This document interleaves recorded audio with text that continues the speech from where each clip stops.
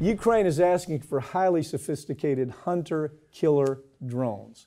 And the defense industry, well, they're begging the government to please make these available in Ukraine. First of all, have you ever been more concerned, I mean, in your lifetime, about how close we are to a potential nuclear conflict caused by Ukraine? That now we're giving them long-range missiles that can hit Moscow.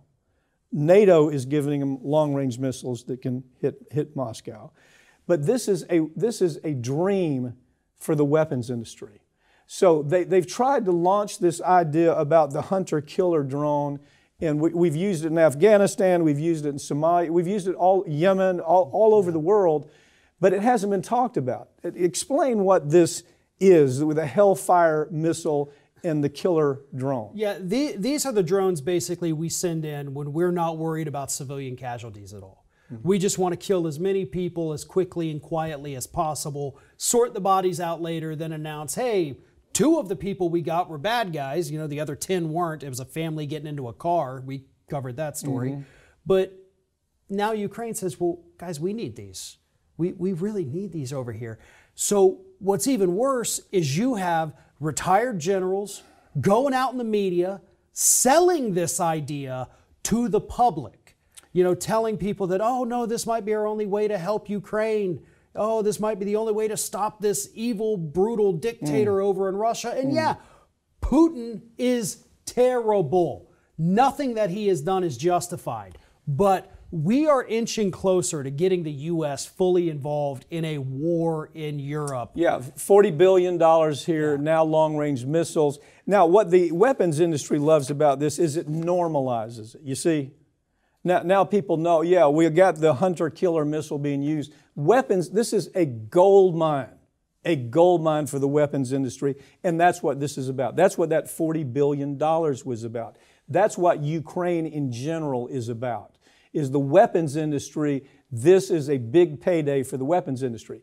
Now, I have tried to find, just quick look, where corporate media has even talked about this. This is tail wagging the dog. It's the weapons industry that is escalating a war into where this first time since the Cuban Missile Crisis, where Americans probably should have been very concerned about nuclear war. If you have children and you're not paying attention to this, this is just another brick in the wall, isn't it? Right, and every time we send a new shipment of weapons over there to Ukraine, Russia amps up their rhetoric. They ramp up their attacks. Their media last week was already saying we should basically already consider this World War III. Yeah. Not approaching World War III, we're pretty much in it right now, and they're not ruling out the use of nuclear weapons. Now, maybe that's just a talking point. No, it's not. Putin is not a well person to begin with. Exactly. Okay? You have the oligarchs who are very concerned about his mental health and his physical health. Okay? When he makes a threat like that, understand he comes from a generation that was well aware that in the Second World War, Russia lost 26 million people, mostly from Germany. Germany was the people. That's why you still see that hostility between Germany and Russia. And unfortunately, Germany has a big input as to these long-range missiles. They're talking about Germany here. When they talk about, you're going to give these people long-range missiles that can hit Moscow, and oh yeah, you're going to give them hunter-killer drones to go after our people.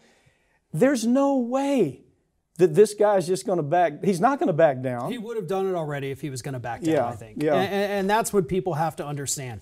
How do people talk about this and not understand what the risks are? Well, Farron, I mean, this is escalating by the week. It is, and the problem I see too, though, is then what do we do?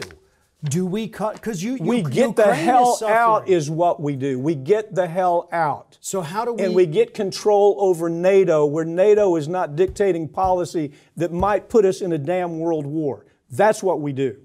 Biden won't do it. There's no way he's going to do it. He is captive of the military-industrial complex, just like all the Democrats are and all the Republicans are. So he's not going to do anything. And this is going to rock on until this threat of a nuclear war really does occur. Well, and right now the U.S. is engaging in military exercises with South Korea. They're trying to do a show of strength against North Korea. We're testing out missiles over the Pacific Ocean. What's significant about that? You've got NATO on one side, you got the West, and then you got the U.S. in Korea on the east. And you got Russia in between, and Russia's, you know, like it or not, they have a big capability where it comes to nuclear power. They definitely, they've got, I think, equal to us, pretty give or take a nuke or two. What do you do about it? I'm just curious. What do you do about it? Do you stay in this and let it rock along, or do you get the hell out? Well, we cannot continue to send them weapons. What concerns me, obviously, and I know it concerns you, is the Ukrainian people and the Russian people. You know, the people who do not want this either. They're at the whim of this madman in Russia. Total madman, absolute madman. And in Ukraine, you've got people trying to flee the country. So we've got to figure out how to help them that doesn't send just bullets and bombs over there, because that's just going to escalate. Well, Biden is not engaged enough to do it.